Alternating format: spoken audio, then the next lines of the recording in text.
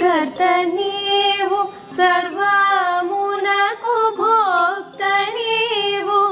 సర్వమునకు ఆర్త నీవు పరమ పురుష భవహర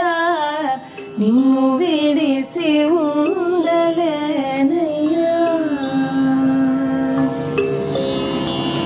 శివ మహాదేవ శంకర నీ